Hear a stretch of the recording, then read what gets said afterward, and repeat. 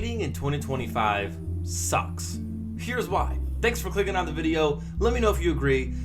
Number one, the first reason. People don't date to marry anymore. Maybe you can relate, maybe you can't, I don't know. But I feel like when people get into relationships, it is literally like, you know what? I'm gonna date this person, but I might just start losing feelings.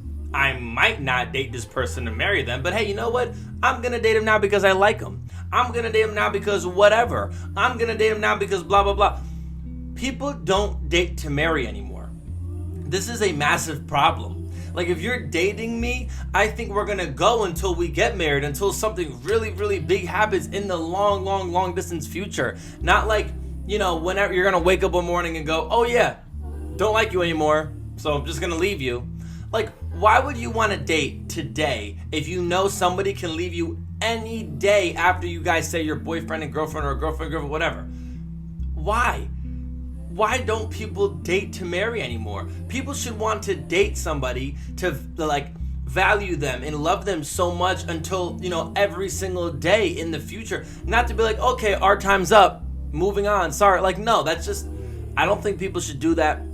It's my YouTube channel. I can say whatever I want. That's it. Okay, reason number two. People switch up so fast. Kind of like I said before, where somebody can just wake up and go, yeah, I don't love this person anymore. How can you wake up and not love somebody anymore? And then you say, I'm the asshole. How you gonna wake up and not love me anymore? That makes no sense. Like, I know people watching this video have to be able to relate to that, of where literally the relationship is going great and somebody wakes up and goes, you know what? I'm gonna text my boyfriend I don't love him anymore and I'm gonna move on because I just don't want to be with him anymore. Like, how can that possibly go through somebody's head? You're dating them for a month, 2 months, maybe even freaking 6 months, even a year maybe, I don't know, but how can people switch up so fast? Maybe because it's just a faster life, pace of life is faster, maybe it's just a different era, but I don't understand how people can go from loving, caring, all about one person just to one day like nothing. Insanity to me. Number three. You're either too much or you're not enough. In this era, boys, girls, it doesn't matter. You are either too much, too obsessed with them, care about them too much, ask too much of them, want to see them too much, or you're on the total flip opposite of where you're either not enough, you're not hanging out with them enough, you don't want to see them enough, you don't care enough. You know, your vibe doesn't seem like you don't care enough. Like, where's the fucking middle ground in this generation? Because it's like every single time I think I'm doing a good job, I'm doing too much. And every single time I think I'm doing not enough, I'm right.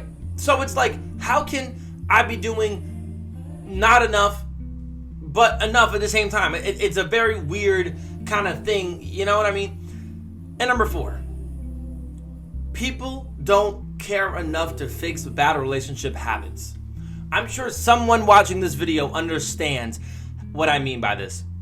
People will have problems in their relationship, complain about them, cry about them, fight about them. And instead of actually sitting down and talking and fixing the problem and actually understanding what the other person, your partner, is saying, why they're having a problem and why you should fix it, they totally ignore that advice, or they totally ignore that conversation and go throughout the relationship in their day like nothing happened and live every single other day after that situation the exact same way they were doing before that conversation. I don't understand.